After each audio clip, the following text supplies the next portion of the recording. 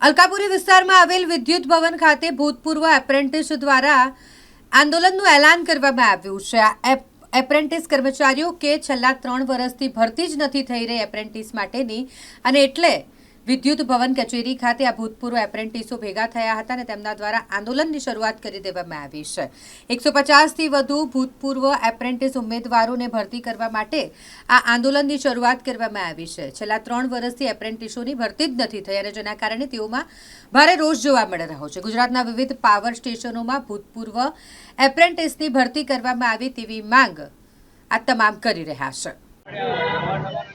ગુજરાતની 162 સીટો ધરાવતી સરકારને અમે પૂછવા માંગીએ છીએ કે તમે સરકાર તો મજબૂત બનાવી દીધી, પણ આ ઉમેદવારોનું જે ભરતી બહાર પાડેલી પાવર સ્ટેશનના વિભાગની 3.5 વર્ષ પૂર્વે આ ઉમેદવારોનું ભવિષ્ય મજબૂત ક્યારે થશે? તેમના પરિવારો આ બધા સૌ ઓબીસી સમાજના ગરીબ પછાત મા બાપના દીકરાઓ ઉમેદવારોનું હિત તમે ક્યારે વિચારશો? તેમને રોજગારી ક્યારે આપશો?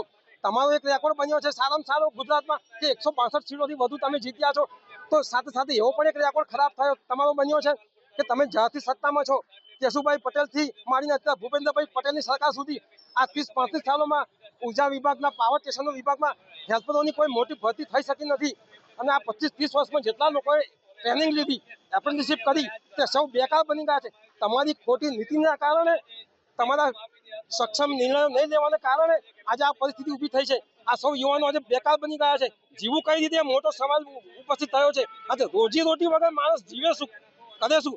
આજે તેમના ફેમિલી વાળાને સાચવે કઈ રીતે? તો મજબૂત સરકારને મેં પૂછવા માંગીએ છીએ કે તમે મજબૂત સરકાર તો બનાવી, પણ સામે પક્ષે હવે તમારે આ ઉમેદવારોને રોજગારી આપો, તેમને ન્યાય આપો, વહેલી તકે આ ભરતી પૂર્ણ કરો દિવાળી પહેલા।